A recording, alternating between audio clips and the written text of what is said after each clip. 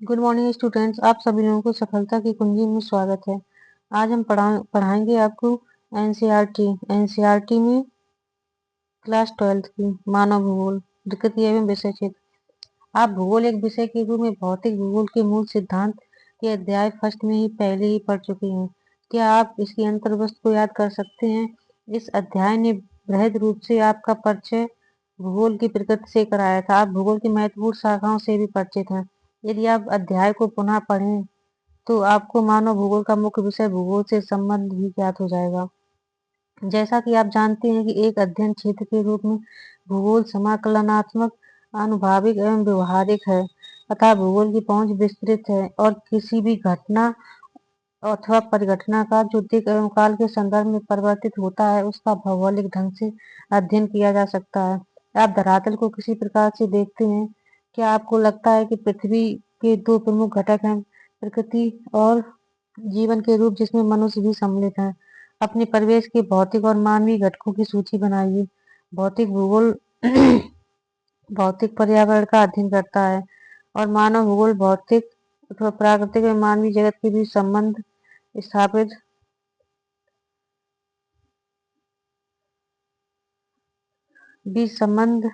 मानवीय परिघटनाओं का स्थानीय वितरण तथा उनके घटित होने के कारण विश्व के विभिन्न भागों में सामाजिक और आर्थिक विभिन्नताओं का अध्ययन करता है। आपको इस तथ्य का पहले से ही बोध होगा कि एक विषय के रूप में भूगोल का मुख्य सरोकार पृथ्वी को मानव के घर के रूप में समझना और उन सभी तथ्यों का अध्ययन करना जिन्होंने मानव को पोषित किया है, अतः प्रकृति और मानव के अध्ययन पर बल दिया गया। आप अनुभव करेंगे कि भूगोल में द्वैतवाद आया है और इस आशय की व्यापक तर्क वितर्क आरंभ हो गई है। क्या एक विषय के रूप में भूगोल को नियम बनाने सिद्धांतिकार अथवा विवरणात्मक होना चाहिए? क्या इसके विषय वस्तु को व्यवस्थित किया जाना चाहिए और इसके अध्ययन का उपागम प्रादेशिक तथा क्रमबद्ध होना चाहिए?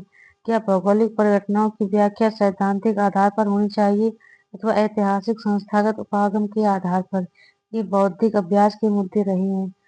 अंततः आप मूल्यांकन करेंगे कि प्रकृति और मानव के बीच द्वैतता नहीं है, क्योंकि प्रकृति और मानव विभाज्य तत्व हैं और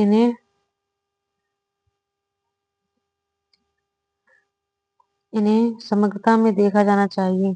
यह जरूरी है कि रुचिकर है कि भौतिक और मानवीय दोनों परिघटनाओं का वर्णन मानव शरीर रचना विज्ञान से प्रतीकों का प्रयोग करते हुए रूपकों के रूप में रचना विज्ञान से प्रतीकों का प्रयोग करते हुए रूपकों के रूप में किया जाता है।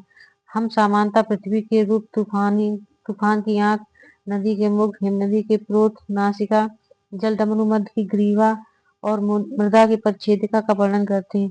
इसी प्रकार प्रदेशों, गांवों, नगरों का वर्णन जीवों के रूप में किया गया है। जर्मन भूगोलवेत्ता राज्य देश का वर्णन जीव के रूप में करते हैं। नहीं जाना चाहिए।